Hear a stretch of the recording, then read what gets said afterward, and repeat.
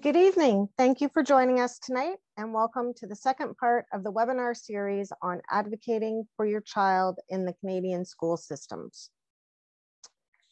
Your hosts tonight are Hydrocephalus Canada and the Association de Spina Bifida et du Hydrocephalus du Québec. The entire event is sponsored by the Sick Kids Foundation. I'm Shauna Bodway, the Director of Programs and Information at Hydrocephalus Canada. I will be monitoring the session tonight. Tonight's event will focus on advocating for your child's educational rights and understanding provincial special education systems, its benefits and drawbacks, while offering tips on how to navigate the system. As well, we will delve into understanding and contributing to an individual education plan. Our presenter tonight is Heide Bernhardt. Over the past 30 years, Heide Bernhardt has helped raise awareness and understanding of ADHD among parents, those with ADHD, educators, healthcare professionals, industry leaders, government officials, and the public through presentations, conferences, media interviews, and advocacy work. Ms. Bernhardt is a psychiatric nurse by training, mother of 3 grown sons with ADHD, and the founder of the Center for ADHD Awareness Canada, known as CADA, a Canadian charity dedicated to awareness, education, and advocacy for ADHD.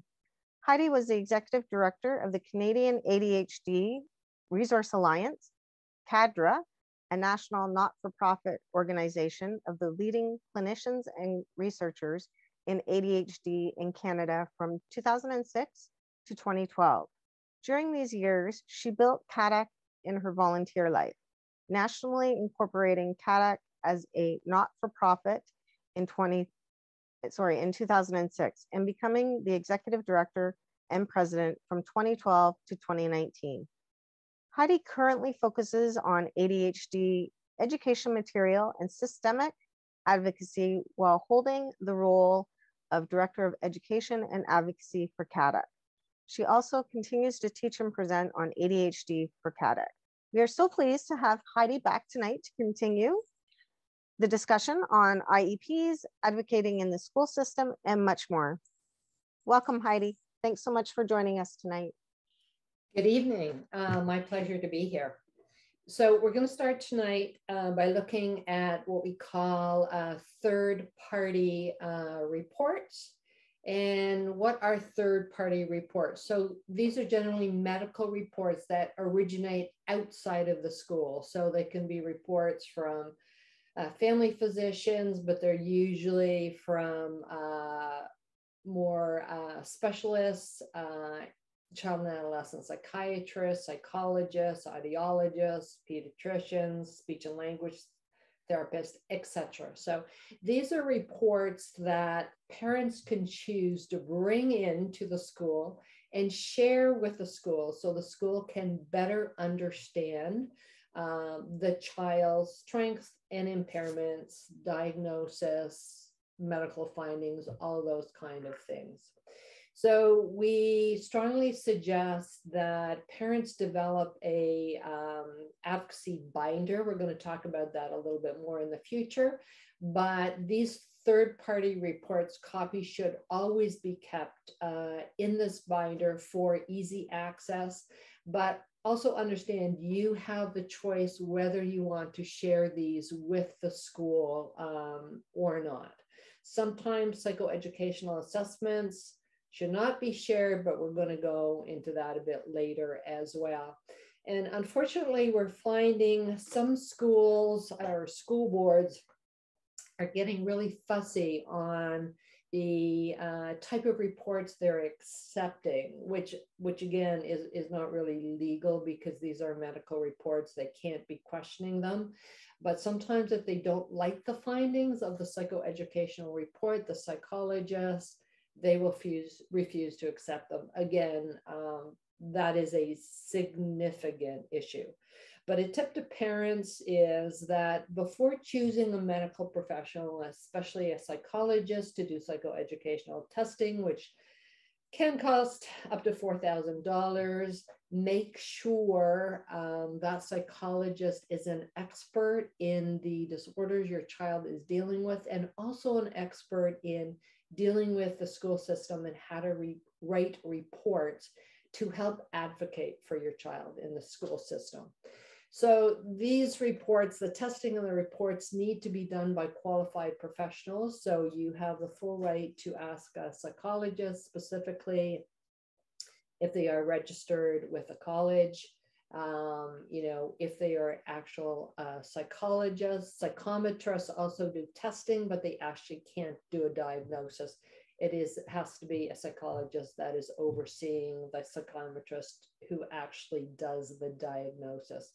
In the reports, their qualifications should be stated, what type of testing they did, their findings, and that includes your physicians. So, if your physicians have done a diagnosis, they should also, when writing reports, list the type of testing they did and their findings. Okay, it should again include the diagnosis, and there should be a comprehensive list of recommendations. If it's a psychoed assessment, it should have school place accommodations and teaching strategies recommended in there.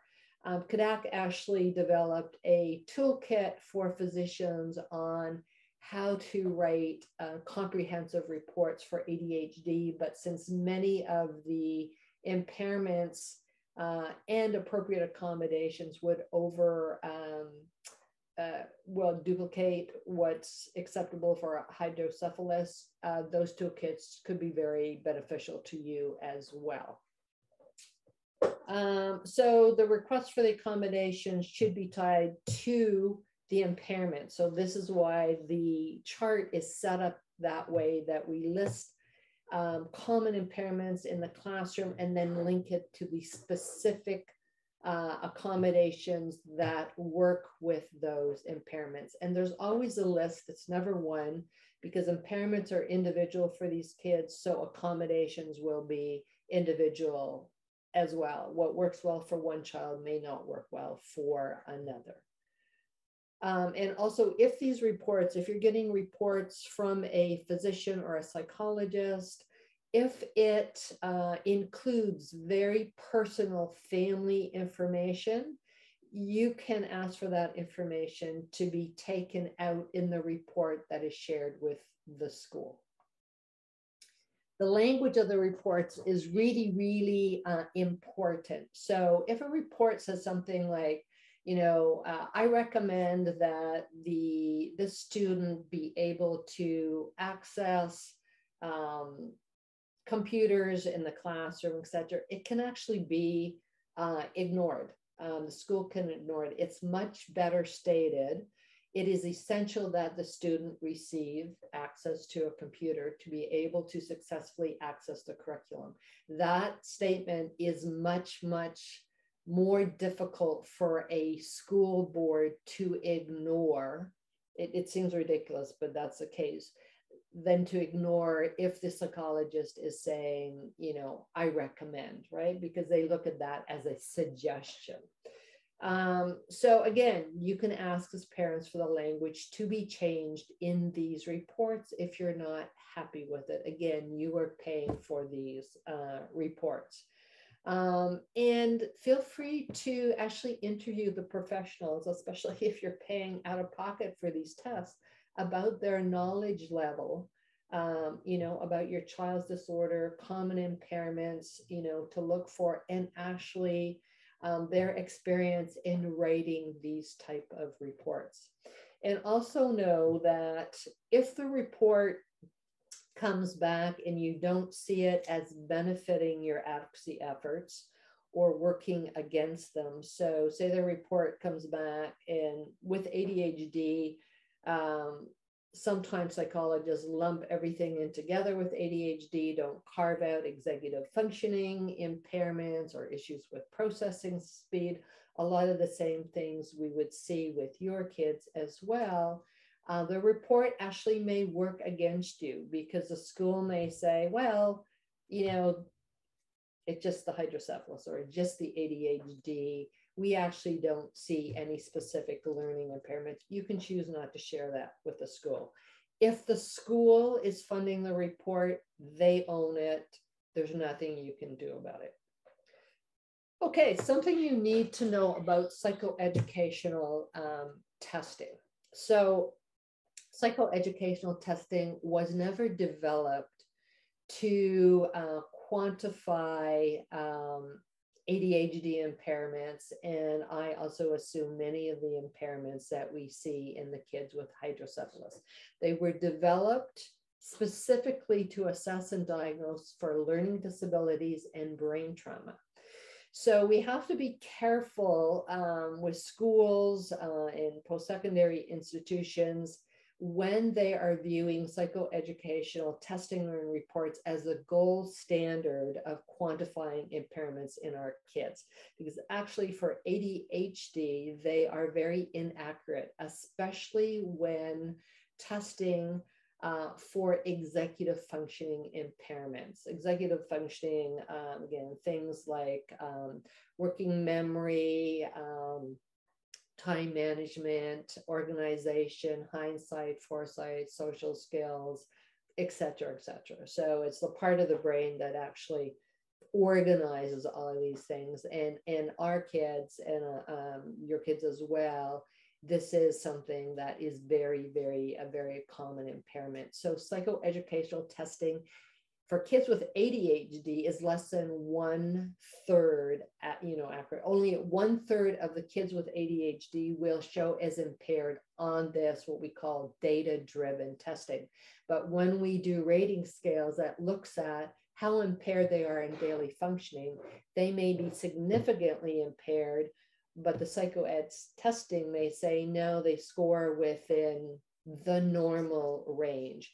And actually, in speaking in psychologists who've done a lot of research in this, they say, if you see a child who is impaired in executive functioning in day-to-day, yet they show as not that impaired in psychoeducational testing, that should be informing the school that if you put in the proper supports and have the child in the correct environment, that will assist with their executive functioning skills. Because if you think about it, psychoed testing is a perfect environment. Quiet room, no distractions, one-on-one. The child can ask for clarification. There can be prompting from the tester, all of the things we want to see in a classroom. But generally, instead, the school says, nope, they test within the normal range. They don't qualify for supports. So really, really quickly, I'm not going to spend a lot of time on this, but just know that post-secondary, it is often easier to get accommodations, around neurodevelopmental disorders than it is in high school and sometimes even elementary school. When kids reach the age of 18, they are adults and they're considered human beings who have human rights. So colleges and universities are more attuned to meeting the human rights. We were having an issue back in 2015 and before that, because post-secondary institutions were demanding psychoeducational testing that showed below average functioning for our kids. And as I just described, this is the wrong test. We wrote a policy paper on it, did media releases and got media pickup that actually this was discrimination and the schools were leaving themselves open to human right legal challenges. Since then, I revisited 50 schools a couple of years ago, what they were saying online, and spoke to them. They are now all accepting physician reports, and you do not have to have psychoeducational testing anymore before you go into post-secondary to get the accommodations. So this is the same chart we did for elementary and high school. We created this chart that links the symptoms for ADHD to impairments we commonly see in the post-secondary environment to the possible accommodations. This is just a first page, it's a multi-page document, but there's also a note at the end that says, if a physician or medical professional recommends certain accommodations, the school is to understand this is sort of his or her best guess, when they meet with the child or adolescent and parent. But this is supposed to be a work in progress to be able to find the best accommodations. The first thing that's tried may not end up being the ultimate best accommodation. So let's have a look at student rights. So it's important for parents to know that students with a disability have the automatic right to attend class for the same amount of time as their peers. They don't have to earn these rights. So very often schools will say, well, when they learn to behave, or, learn not to have a meltdown, or are able not to distract other kids, they then can attend school for a full day. No, that's not legally the way it works. And if we have shortened days, so sometimes we find schools will say, well, you need to pick up your child at lunchtime every day because we don't have enough staff to oversee him or her in the afternoon. Or we find that, the environment in the class in the afternoon, they tend to be more distracted or have a meltdown, or that really does not matter.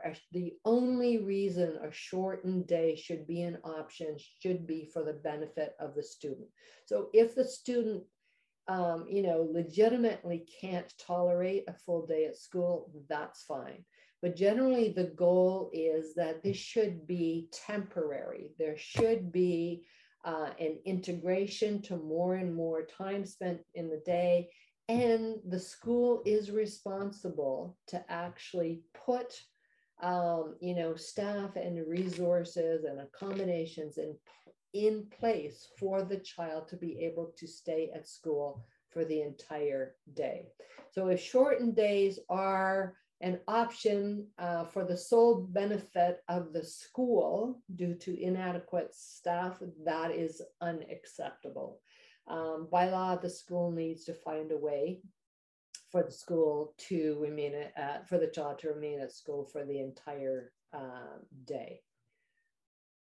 Okay, some questions you need to ask about programming. So, if the school is steering you towards putting your child in a certain program, you need to know sort of a lot about that program. You need to go and see it. And some questions you need to ask is that program geared to your child? You don't want these programs to be what we call a warehousing or recreational program. You want your child to learn, right? Is it the appropriate program for your child's needs as well as their potential, right? So is it best for your child or easiest for the school?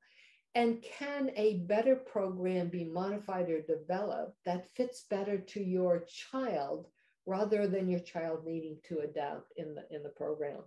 So often, as parents and those who advocate for kids with disabilities, we see a bright child who can profit from, being supported, integrated into classroom, with accommodations. The school may see a student whose program can be modified to the point where no support is necessary. Unfortunately, this is something called resource conservation, right? So they're basically, well, if we put this child in this type of program that will be very, very easy for them, we don't have to put additional supports in place. That is not what we want to see for these kids. And generally repeating grades, especially if nothing is changed, if there are not additional accommodations and supports put in place, we never want to see grades just repeated. The same experience all over again is not going to improve learning. Some notes about a behavior plan. So many of our kids have issues with self-regulation, and regulating their behavior may be due to emotional dysregulation, sensitivity issues, all kinds of things. Problems with executive functioning, lots of things that can contribute. So it's important to know that educators, kind of have a general knowledge of, behavior strategies and what they call classroom management. They are not trained or educated in actual proper behavior strategies for kids who have neurological deficits. The board should have experts in this. They can be called in to the school to work with the staff. As parents, you should always ask to be involved in those meetings and discussions. And if a behavior plan is developed, it should always be written down so everybody is on the same page. The parents understand what will take place or how the school is going to deal with certain behaviors. And yes, behavior plans are usually written for what the school considers safety issues. But as a parent, you want to know, your child is not going to be grabbed and held down. Your child is not going to be put in a locked room. How are they going to deal with the situation? And if it is written down, everybody has the same understanding. And also that is a way for you to hold the school accountable, right? So a meeting alone is not sufficient, right? The implementation of the plan has to be followed through, but also it has to be reviewed frequently, like every couple of months or so. Parents and teachers and special ed staff, whoever else is involved, should be meeting and saying, is this plan working, right? Have there been less outbursts? Are they, not as severe? What we are doing as educational staff, did it escalate, the child's behavior, or did it help calm them down? So all of those things need to be looked at. Some questions for you to ask about suspension. So by the way, suspension should not occur if the behavior has come about because of a disability. That's unacceptable. In Ontario, we actually have a law around that. Different provinces and territories vary on that. But principals should actually take the child's disability into consideration as a mitigating factor. Unfortunately, it frequently does not happen. And I mean, there are certain provinces that don't recognize, Ontario, BC, and Quebec, who still have a system of identification that don't recognize ADHD. I understand it's similar with hydrocephalus per se, that this means principals actually don't have to take it into consideration because these disorders are not deemed as a disability under the categories, right? So, but when you sit down with the principal and talk about this, and as parents, you should look at this. So how will this suspension help correct your child's behavior?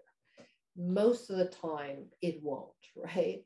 So does your child even understand why they're being suspended? I know most of our kids with ADHD will basically say they're suspended because the teacher or principal hates them, right? They really don't understand what caused this. And as a parent, do you feel the suspension will favorably impact your child's behavior in the future? If it is caused by emotional dysregulation, inattention, executive functioning impairment, impulsivity, all of these things, then no, it is being fueled by the medical impairment. Also, another question, has your child's behavior, did it come about because there's been a failure to accommodate and support your child, right? We know that much of the behavior driven for kids with ADHD, and I strongly believe it probably for your kids as well, is because their cognitive impairments are not being supported and met, and that will fuel frustration, certain behaviors, lashing out, that kind of thing. So the behavior is caused by a failure to accommodate under human rights, and the child should not be suspended for that. And how is this suspension going to impact your child's self-esteem? What about their academics? Are they already behind? If they're taken out of the classroom, is that just going to make them further behind? And and if it's agreed upon that there has to be some type of consequence, can it be an in-school consequence? I mean, schools, if they want to be, can be very creative in this way. And again, you have a right for input in this as a parent. So let's look at general advocacy, tips that parents need to know. So understand that you're going to need to take on the role of a caseworker. So what do I mean by that? So you may be dealing with a speech and language pathologist, a audiologist, a pediatrician. There will be various reports. You're going to be meeting with each of them, but it's going to be your responsibility to share information from one professional with the other, and also the school, right?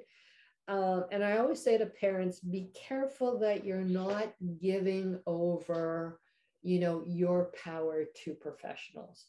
And yes, they are professionals. They know what they're doing, but remember that nobody is going to have your child's back like you are, even if they are the best medical professionals, and they're there to support your child. You are going to have more interest in your child's outcome. So again, I talked about using that a binder to keep the medical reports. But what I also want you to have in there are things like IEPs, things like IPRCs if your child has been identified as a student with an exceptional need, any school reports, correspondence back and forth with the school. I always strongly recommend that correspondence with the school should be in writing, and then you print it out and you put it in that binder. Even if you bump into the teacher in the hallway when you get home, or that evening or next day, send an email back thanking them, for the chat or meeting, and just summarize, say, my understanding of what we talked about was this and this, and the decision was made, or you suggested that you would try to implement these things, and then we would meet again in 2 weeks to further discuss it. So whatever was discussed is tracked, documented in writing. They also then have the opportunity to respond to your email to say, no, that wasn't my understanding of what we discussed, or, yes, that was my understanding. The thing is, that is a way for you to also hold the school accountable. If it was decided that, the classroom teacher would implement this, and when you go back 2 weeks later and it hasn't been implemented, you have some way that it was tracked, right? Also know that you've got the right to bring an advocate to the school with you for any meeting, should you so choose, right? I also strongly recommend that parents, as much as they can, develop a profile for their child.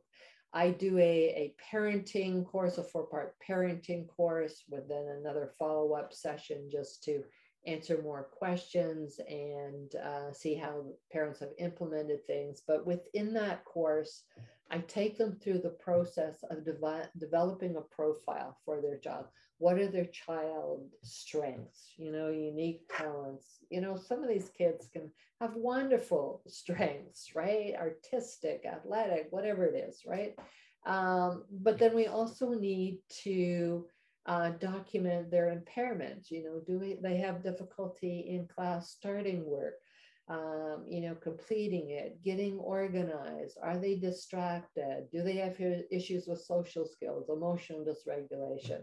So I have a chart where you can document all this and then give examples. And it's a wonderful tool then to share that information with your medical professionals, but also the school, to make sure everybody is knowledgeable about your child's profile and what they're dealing with. And that also helps them put appropriate accommodations and strategies in place. So often for your child to get supports in the school system, you have to be able to successfully relay to the school or get them to understand your child's impairments. Because right across the country, last year I spoke to every ministry of education, every province, every territory, and what they all said is, we base our supports on the needs-based, right, system, right? The difficulty is there will be different interpretations between the school, what the school sees as your child's needs, and what you see as your child's need. The school may not know that you spend 3 hours every evening getting your child to complete their assignments and their projects and their book reports so they get there on time. They just see they're done and they assume your child is not struggling. So the more you can document this, how your child struggles, how you're assisting, keep examples of your child's work, because I've had many parents say, the teacher says he's working at grade level, but look, here's his writing, here's his story he worked, he's in grade 5, it looks like this is grade 2 work. All of those examples will help you advocate for your child in the school and get the school to understand your child is struggling, and they have the right to additional supports and accommodations. And again, access the CADAC charts, to help you identify some of these things, because there's lots of examples of how kids can be struggling in a classroom. And, if they're old enough, and they don't have to be that old actually, to sit down and say, go through it, put it in their language and say, if the teacher teaches a math lesson and then gives instructions about what work you're supposed to do you understand it? Do you know what page to turn your book to? What pages to read, what questions to do? Often with our kids, they don't. We're lucky to get at the right book and maybe get to the right page kind of thing. Are they able to understand long assignments? Do they need help chunking it? All kinds of things that you need to figure out. So, next steps. If you get a copy of an IEP, if the school has written an IEP, understand you've got a right to comment. Don't automatically sign off of it. Go through it in great detail. Make sure you understand, because the school will very often just use 1 or 2 buzzwords, like things like redirect, repeat, model, chunk. Do you know what those mean? I mean, I often do, but even then, I want clarification. What do they mean by that? How are they going to implement that? If you don't know that, you can't hold them accountable, right? So then when the IEP is up to snuff, you agree with it, sign off of it. Remember, that's just the start of the process. To make sure it's implemented, you should be meeting with the child's teacher every couple of months. And what I generally say to parents is sit down face to face and say to them, have the IEP in front of them and say, can you explain to me how in day-to-day in the classroom you are implementing this accommodation? And if you get a blank stare, it's not being implemented. Or they may say, well, I tried it once or twice and it didn't work. And then your comeback would be, okay, then it looks like we need to sit down, review the IEP, and try different accommodations if that one didn't work. Because if you don't have those meetings, they will frequently leave it at that. I mean, we've got to understand teachers are busy, right? They're dealing with a whole lot of things, and it's just a fact that the squeaky wheel gets the oil, right? And I've seen heartbreaking situations where parents for years just expect this, well, they're the experts, schools, the teachers are experts, they know what they're doing, only to find out their child gets to grade 9, is, you know, working at a grade 6 level, they can't read, and it's just a nightmare because these things actually haven't been put in place and there hasn't been good communication going back and forth. And before you leave a meeting, always set a time for the next meeting. So everybody knows this is going to be reviewed. You know, this is not the end of the discussion, okay? So also what you need to know about when working with a school and advocating, schools have a hierarchy that is similar to a military chain. A principal will never speak to you if you haven't spoken to the teacher first. A superintendent will never speak to you unless you've spoken to a principal first, et cetera, et cetera. So you have to work it up the chain. So it's teacher, principal, superintendent. If your school board is large enough, you will also have a superintendent of special education. That's preferable to a general superintendent, but not all boards have that. You then go to the school board's director, and then above the director, it's the Ministry of Education. And all of those positions, the Ministry of Education, their job is to hold the director of the school board accountable, whose job is to hold the superintendent accountable, whose job is, et cetera, all the way down, right? So, you know, if you are not getting adequate, you know, support, being able to have time to communicate with the teacher, your requests aren't being met, definitely escalate it to the level of the principal, and, you know, all of the way up. Obviously, you've got to give some time for them to get back to you and, you know, have meetings, all of that kind of stuff per se. But again, don't feel intimidated. Remember, this is your children's academic career, right? And what a better role model, better way to teach your child how to advocate than to watch you advocate for them. So, you know, always stay at the table, remain involved. Don't, you know, give up your rights. Know your child's rights, be organized, stay calm. You don't want to be aggressive. You want to be, you know, assertive.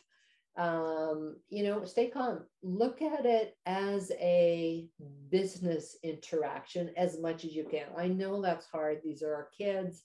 Our mama bears come out where, you know, we get very emotional, kind of thing, but we don't want to see these things, if at all possible, turn into power struggles, you know, because then we see parents being barred from school grounds and all kinds of things. So again, be positive, respectful, and communicating, business-like. Make appointments to meet. Don't kind of corner your teacher or principal in the hall all the time. You know, give them time to prepare. Try to listen actively and not be defensive. That's a tough one because, again, these are our kids, but you can gain a lot of information from listening to their viewpoint as well. And try to be proactive rather than reactive. You know, set up meetings. You know, if issues are coming up, deal with them when, you know, they're small issues rather than large issues, and, you know, everybody's getting angry and reactive.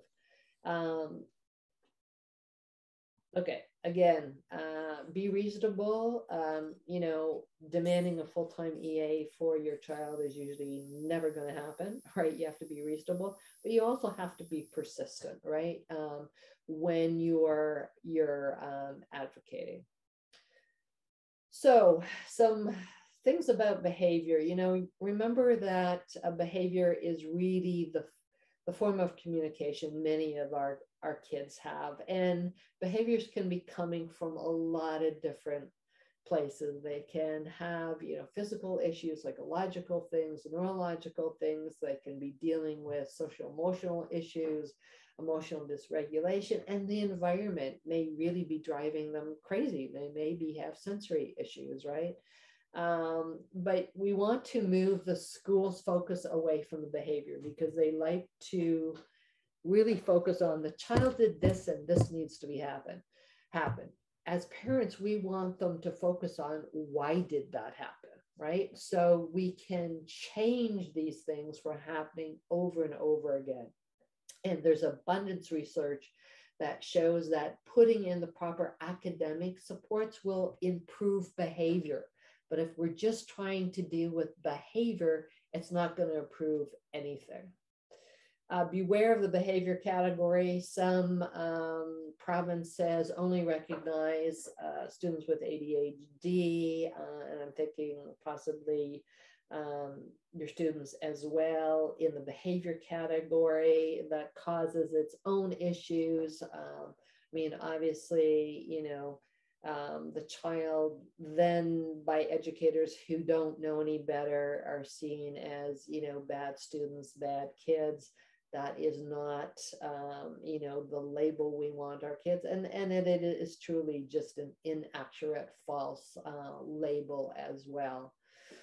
Also be aware of behavior modification. So behavior modification, basically, child does something, a consequence is put in place in order to try to motivate the child to either repeat that behavior. It could be a good consequence if we want them to repeat the behavior. It could be a negative consequence if we don't want them to do that again.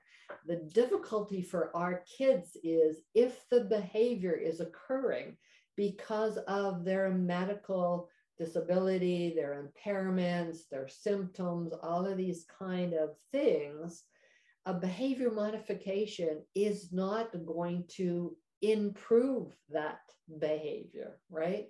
That is why we want to have all those questions answered. What were the triggers before the behavior? All of these kind of things. And really, behavior modification for our kids can be very unfair and punitive. It's unsuccessful, obviously. And if any of you are interested in these kind of things, I'd suggest you, if you're dealing with behavioral issues with your child at school, look up Ross Green and the Explosive Child. He's got a wonderful website, wonderful books,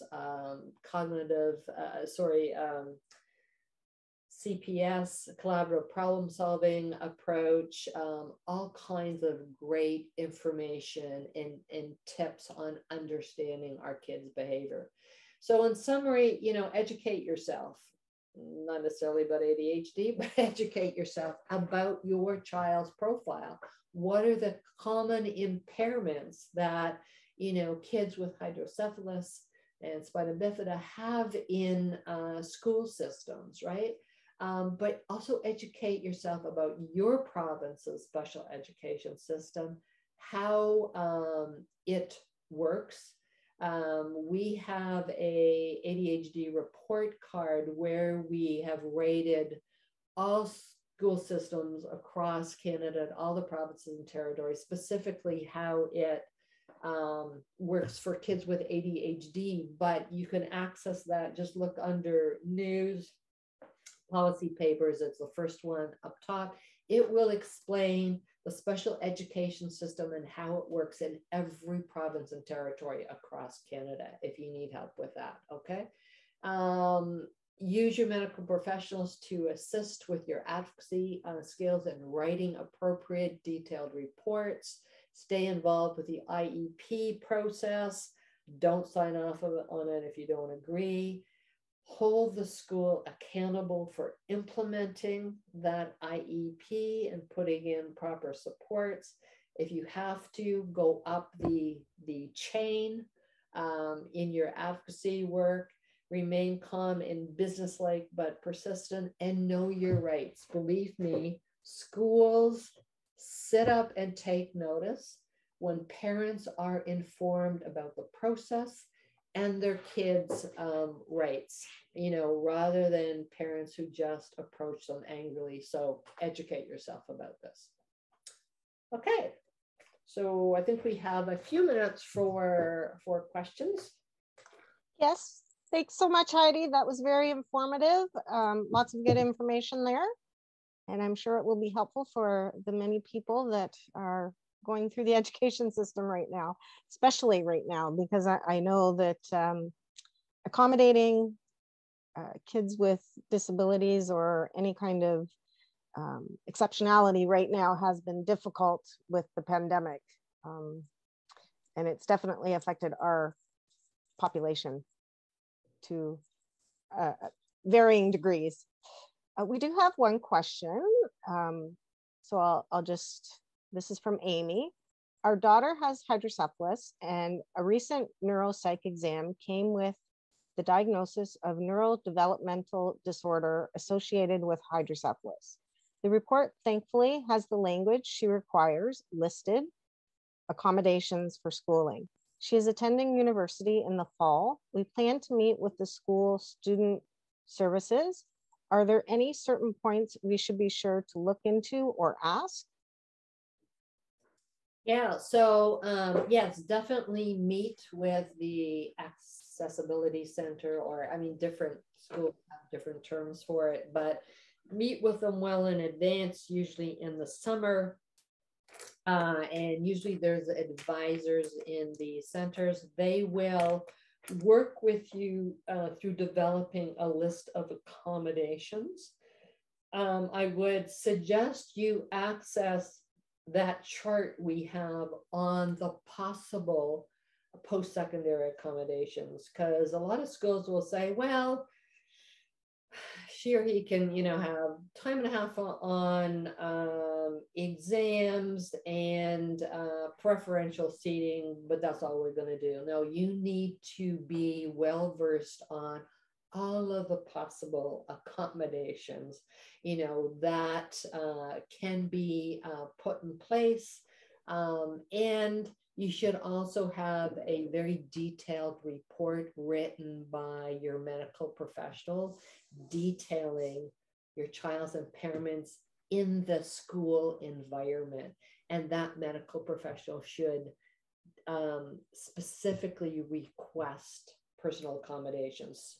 Which ones? And you sit with them and, in a meeting and discuss what you want in there. But then there should also be a note in the report that these accommodations may need to be tweaked along the way. The medical documentation will give you, sort of more validity to what you are asking for. And then, of course, the challenge is getting our kids, when they are in the post-secondary environment, actually following through with those accommodations, because a lot of them don't want to be seen as being different than the other kids. And they don't go to the access center, they don't ask for time and a half, they don't ask for extended time to write assignments or whatever if they get overloaded with doing too many. A lot of the schools have the accommodation that kids can go to the access center twice a week to help the advisor there time manage, their reports, keep them on track. That's the biggest issue with our kids. They leave things to the last minute. They think they can get them done. They're overwhelmed, and then it's too late. And they haven't accessed those accommodations. And make very, very sure the accommodation is in place, even if your child doesn't need it. It's fine if that accommodation is there and then your child does okay without it. There's no harm, no foul. But if it's not there and your child ends up needing it halfway through the school year or after the report, is already past due, there's nothing they can do retroactively, right? So make sure you ask for everything that you possibly think your child will need. Okay, that's great. And I think you answered the second part of her question in your answer. So that's awesome.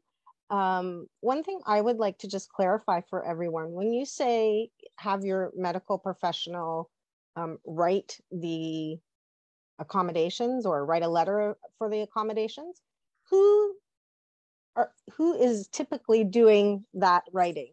Is it a neurosurgeon? Is it a psychologist? So for us, it's either a child and adolescent psychiatrist, a developmental pediatrician, or a psychologist.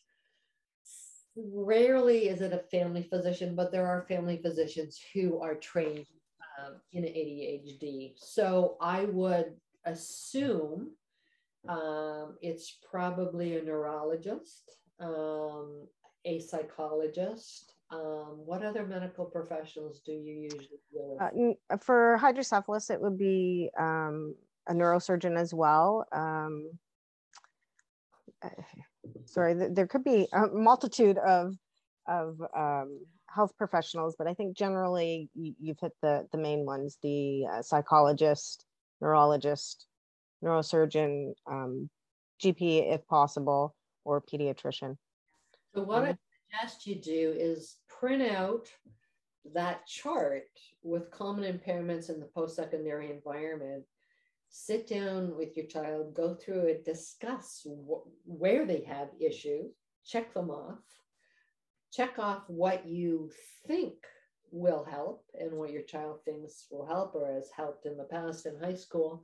Then take that to your physician, because believe me, a neurologist probably is not that up on writing reports, right? For the school. Schools. And we actually have a toolkit that we developed for physicians to say, okay, here's how to use the chart, and then basically take that, all those little checks and have your secretary say, these are the impairments that have, caused a problem in the past. This impairment, we're asking for this accommodation there, because it'll be all there, checked off on the little chart. Well, thank you again so much, Heidi. Both of these sessions were great. We enjoyed the webinar, and